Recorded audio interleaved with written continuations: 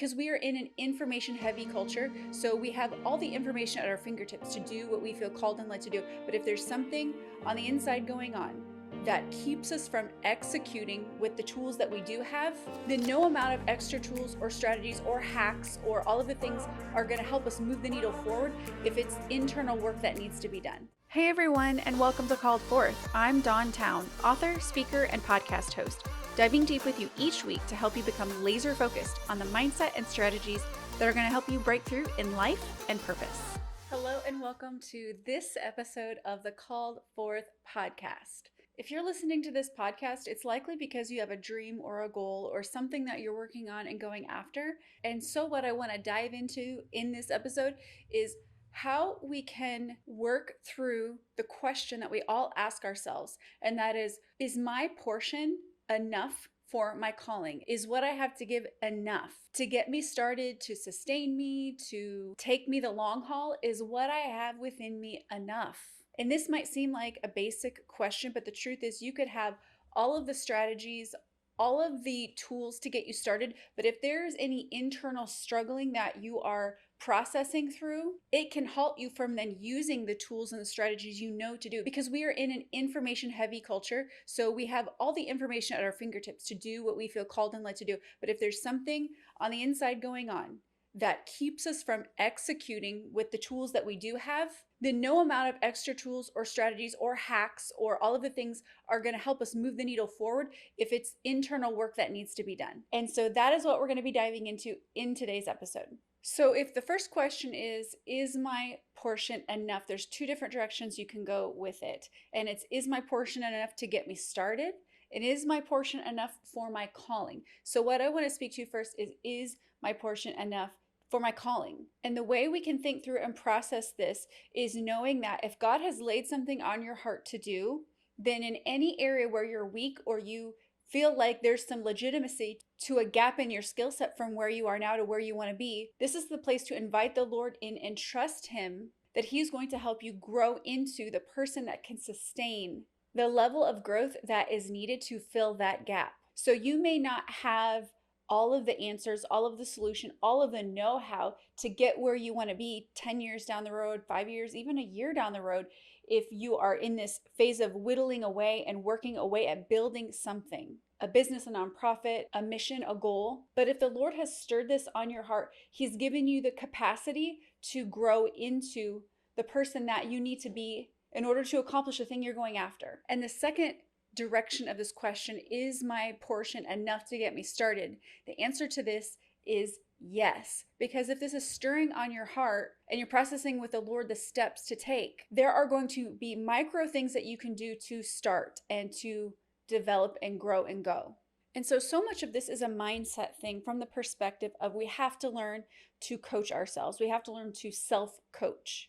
And this is going to be, of course, accompanied with your prayer life and going to the Lord and taking authority and speaking and declaring scriptures over your life.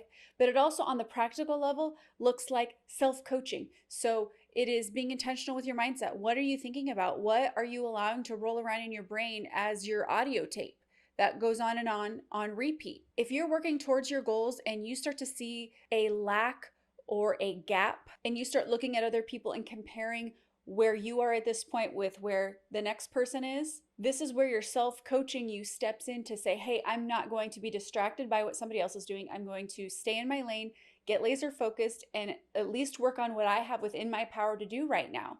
And I know this sounds so basic, but think about where you're at right now and think about what's halting you, what is getting you stuck in the moment right now. What lies or mindsets are you processing through and working through that are keeping you stuck and not really progressing forward in the way that you want to? What are the lies that you're believing? Because we know logically in our mind the right thing to do, but oftentimes we find ourselves in this place of knowing the right thing, knowing we need to self-coach and move past mindset barriers or limiting beliefs, but yet we still day in and day out in our conversations with our friends or our spouse, or the conversations we have with ourselves, or the conversations we have with the Lord, we mull over these lies, these limiting beliefs, these barriers, and these blockades, these internal struggles that keep us from the progress we so desperately want to see.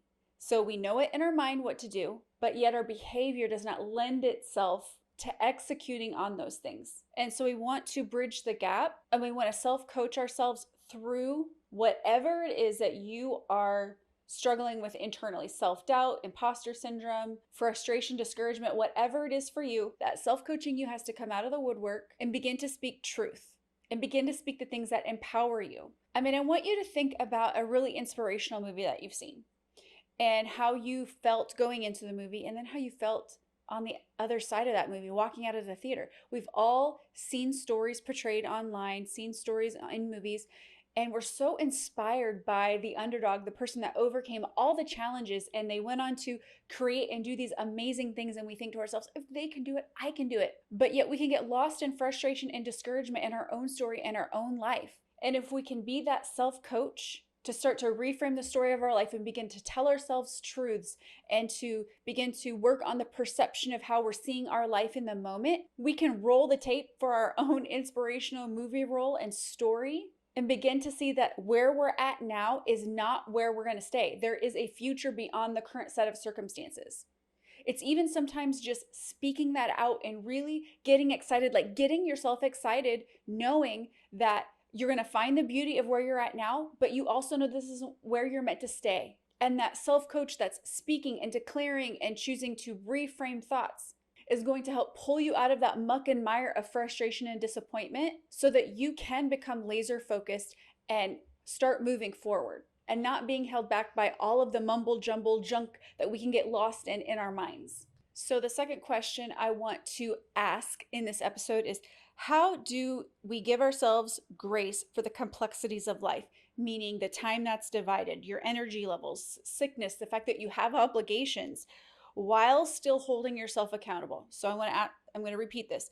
How do you give yourself grace for the complexity of life while still holding yourself accountable? And this is tricky because we are often our own worst critic. So we look at how far we've come in life and we feel like it's not far enough. We get frustrated that it's not been faster, easier, why we don't know more, why we didn't know 10 years ago the things that we know now.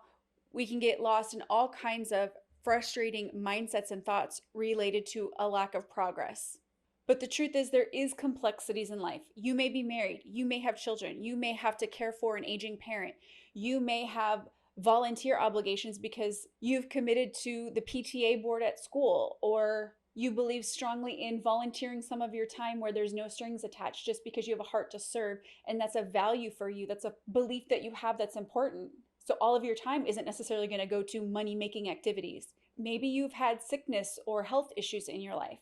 But the bottom line is, life is not this, as you know, and I'm preaching to the choir here, it's not this linear course where there's no competing entities for your time. So there has to be grace that you give yourself for that. Otherwise, you'll just get caught up in beating yourself up over the fact that you're not further, farther, faster. But at the same time, you don't want to give yourself no accountability where you say, okay, well, I've had all of these pulls on my time and my energy, so it is what it is, and I'm just going to keep snail crawling it forward. So there's these tensions that we live in life where we know that our life is more than just all laser focused at the goal. And at the same time, it's not procrastination and stagnation. There is tension in growing a business and building a business while you still are wearing multiple hats. So I think where the grace of this really lies is in intentional perception, meaning you are intentional to really be truthful with yourself. And that might mean being truthful with grace that you give yourself, and it might be intentional with hard truths that you tell yourself. Like if you notice that you're scrolling online for like hours in a day, then that's some powerful truth that you can go back and hold yourself accountable to say, hey, I'm not going to waste my time in that way. I'm going to hold myself accountable to really recognize where my time drains are and how I could be more efficient or effective with my time. And at the same time, I'm not going to be my own worst critic and my own tyrant to say, okay, well, you're not allowed to take lunch breaks and it's got to be this extreme form of work 24/7. There is a balance, there's a tension in both. And so it's being willing to be truthful with yourself, but also gracious with yourself at the same time, which seems like a dichotomy, but it's something that we do all the time. There's tensions in life that we have to learn to live in, and we can't be delusional on one side or the other. So the third question that I'm going to ask here is, how can we be faithful with the portion that we have for each day? So As I mentioned at the top of this episode, we all have a portion that we carry. And sometimes lies get into our head and we think, well, it's not enough, that this is where we're going to coach ourselves to speak truth. And we're really going to look at the ways that we can be faithful with what we have to carry forward. And oftentimes being faithful looks like consistency. And it can be even sometimes what seems like the smallest thing you can do in each day. For instance, if you're a writer, it's writing 30 minutes every day, 15 minutes a day, an hour a day, whatever you have that you can be faithful with. If you are a creator of some kind, you create online content, or you create a physical product, or you're creating and building a mission, how can you be faithful with the tasks that you have at hand on a consistent basis? Because I get it, when you're building and growing and you're not seeing the results and it's a slow go and everybody seems to be bypassing you, it can be discouraging and frustrating for you to feel like, what does it matter if I go at this 30 minutes today? What does it matter if I let the day pass? I mean, we do this in our health, right? I know I do this in my health. I'll get to the end of the day and I haven't worked out and I'm just like, well, I didn't work out yesterday, so I guess who cares about today? But that's not the mindset I should take. And that's not the mindset that you should take either for your business or your life or whatever it is that you're going after. There is a portion that you carry and a portion that you can be faithful with. And consistency, although it seems very simple, like a duh thing, often the most simple things are the things that we talk ourselves out of even being a solution or an answer or the most effective thing that we can even do, because it just seems too simple. We want the formula to be complicated. We think that, well, the reason why I'm not achieving is because I don't have X, Y, Z, D, E, F, G. I think I missed a letter in there, but you know what I'm getting at. And that's not to say that there aren't complexities in life. There's not complexity with the fact that we have a limited time. And if you're a solopreneur or a business owner without a large team, you are wearing a lot of hats. And so from that angle, sometimes things can be complex. However, that's no excuse not to be consistent with whatever portion you have to carry. And that's not a shame or a knock for the days that you aren't consistent, because there's this, like I said, this goes back to a tension of grace and personal accountability.